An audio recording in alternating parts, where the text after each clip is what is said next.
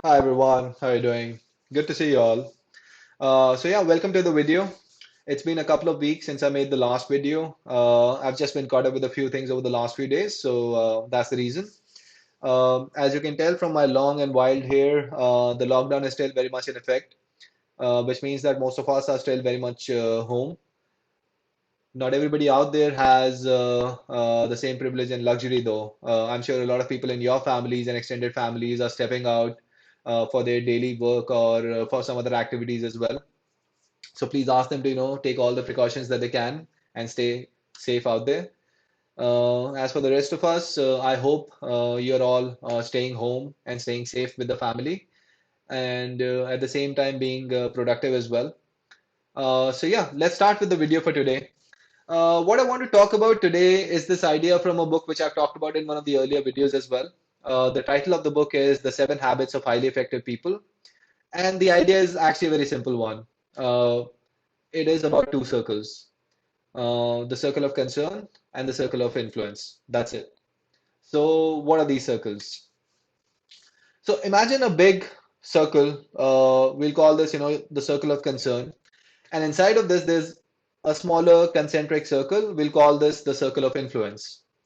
And the circle of concern is essentially something, it is actually the set of all the things that you concern yourself with. All the things that you think about, all the things that you worry about, all the things that you give at least like some amount of your mind space to, some amount of your time and energy to, that's your circle of concern. The circle of influence, on the other hand, is a smaller one. Uh, it is the set of all the things where you have some influence, right? So if you think about the circle of concern, for some people it could be themselves, their immediate family, their extended family, maybe their friends, their social circle. For some people it could be slightly wider, maybe the community that they live in, maybe the country where they live. For some other people it could be global, it could be the entire world, right? So the circle of concern obviously is much bigger. You may not have control over everything that falls in your circle of concern. That is the distinction. Inside your circle of influence, all the things that lie, you have some influence over them. There's actually a bit of a nuance involved here, right? So if you think about this, there could be an even smaller circle inside of the circle of influence, which you could call the circle of direct control. And it is, what you think it is. These are all the things where you as an individual have a direct control. And obviously, right, we are all social animals, so we have a lot of relationships in our lives, personal, professional, friends, and we have influence over a larger set of things as compared to just like the things that we directly control. So for the purpose of this video, we'll talk more about the circle of influence, but hopefully you get the distinction between the two. So what is the idea then, right? The idea that the author talks about is that proactive people, and by proactive people, there's a very specific idea that the author has conveyed. I've done like a different video about that. I'll share a link to that video in this video's description. So if you get a chance, you can check it out as well. But the idea is that proactive people spend most of their time and energy in the circle of influence, in their circle of influence. They obviously understand that their circle of concern is much bigger, and at all times maybe they have that at the back of their minds, but they spend all their time and energy in the circle of influence. And the reason they do that is because they understand that the time and energy spent there in that circle of influence is the most effective. You could spend a lot of time arguing and thinking and worrying about things which are part of your circle of concern, but you have absolutely no influence to impact those things, right? You could be worried about the level of corruption in your country, or you could be worried about a number of other things, right? You could have like a much smaller area of influence or circle of influence, but you can't really like worry about what's happening at the country level, right? So that's what these folks understand, that any time that they spend inside the circle of influence is actually the most effective.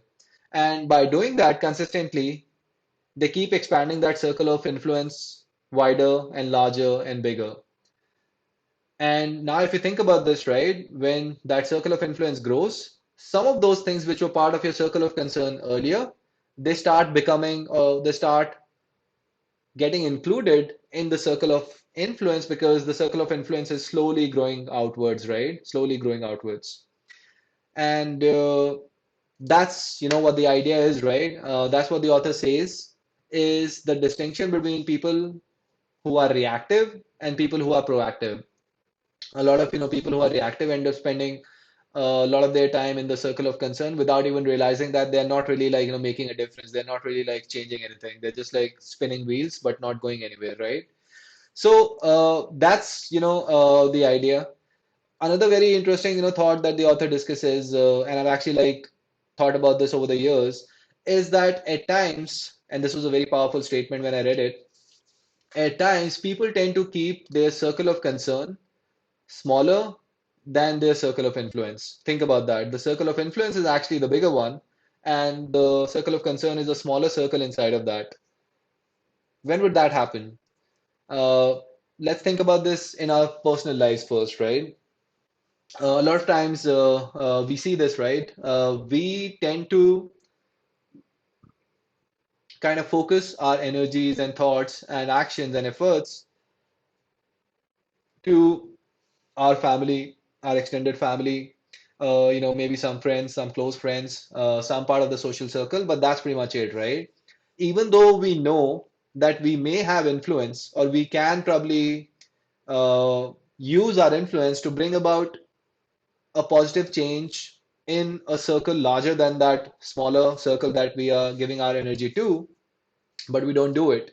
And that is where the author says that, the individual is being selfish because they do have influence over a larger set of people or, a larger set of circumstances. They just choose not to use that influence. They choose to focus on a very narrow set of goals. Uh, so that's, an example from our personal lives, right? In our professional lives as well. I've actually seen this over the years. I work in a technology company, and I've actually seen this at numerous, places, right? Generally, all good technology companies these days have a dual track, so people could kind of, progress in their careers and they could continue to be individual contributors, ICs. And then there is a people management or a people leadership track where, people kind of, grow in their careers as people managers, right? In management. What I've seen in the past is that a lot of times, right, people who are working in an individual capacity, they tend to focus on a very small area of concern because that seems to be part of their job description or job responsibility. Even though they may actually have influence with a bunch of people, they choose not to use that influence, right? And that's what I always say, right? That's the distinction between a good leader and somebody who's not a good leader, right? And by leader, I don't really mean somebody who's managing people, right? That's more of a manager. A leader could be a thought leader as well. A good leader would always try to expand their circle of influence and use that circle of influence, whatever circle of influence that they have at any given point, to bring about positive change, to bring about uh, desirable change, maybe in the culture of the team or the culture of the company, wherever they are, right? Any organization. So that's an example from a professional perspective where people tend to kind of keep their area of concern smaller than their area of influence or circle of influence, right? And once again, I think somewhere it resonates with the thought that I shared earlier that that's being slightly selfish as well. But yeah, so that's the idea. I read about this like some time back, and I've tried to kind of employ this in my life as well. I may not have influence over everything, but every time I'm thinking, how can I keep growing that area of influence or that circle of influence to include a larger and larger set of people, circumstances, things, whatever, right? Uh, I was thinking about, this, and in some sense, I could relate it to what's going on in our country at this point as well, and for that matter, across the globe, right? If I talk about this specific to India, right, our government has been able to handle this COVID, pandemic, in some scenarios somewhat reasonably. They've done like a few things reasonably well, but a lot more is desired, right? A lot many things which have not happened should have happened, but unfortunately, our government has not been able to do those. Now we could talk about those on social media. We could go back and forth. We could debate. We could discuss. We could do like a number of things. But we may not be able to change, what's happening 500 miles away from us, right? Or in a completely different part of the country. What we can do though is that we do have influence in the community where we live. Maybe, the area around where we live, the social circle that we have, the social construct that we have around that, right? And I think that is where our energy and time should be focused, right? Rather than worrying about, what's happening at the country level, because obviously, as I said, that's like something that concerns you. You may not have influence over that, but you do have influence in a smaller setting, right? The microcosm that you have in the community that you live in. And that is where, maybe if we focus our energies and time, we would be able to bring about some positive change, and we would be able to help out some people as well. So, that's something to, think about too. That's pretty much, what I wanted to talk about in this video, somewhat like, shorter video this time around. But yeah, as I said, I read about this idea many years back. It really resonated with me. And I remember when I read this, there were a couple of questions that I think I saw in the book as well. I was kind of, doing a little bit of research for this video, and I was able to come up with those two questions. So I would love to, share those with you here. And just like thinking about these questions, right, it gives you a lot of perspective with respect to this whole idea and, how you can relate to this idea as well. The first question that the author kind of challenges, people to think about uh, is simply that you should spend some time thinking about currently where do you spend most of your days, your weeks, your months, even your years for that matter. Do you spend most of your time and energy in your circle of influence or your circle of concern? Because if you're spending a lot of time in your circle of concern on things which you don't have any influence over, you may actually be wasting your time and energy. What you should rather do is spend a majority of your time in the circle of influence, creating positive change, being effective, and slowly expanding that, circle of concern. Sorry, the circle of influence. So that's one question to ask yourself. The second question to ask yourself is that what can you do today or this week or this month to expand your circle of influence, to include more and more people, more and more circumstances, more and more things in your circle of influence, and then as a result of that, bring more positive energy into your life and into your work. So, two questions, right?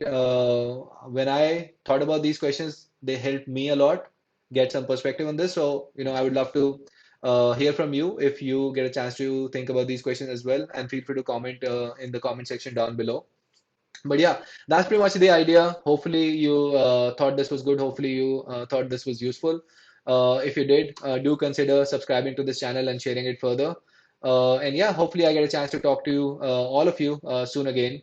Till then, stay safe, stay with your family, take good care of yourselves, and hopefully, I'll catch you soon again.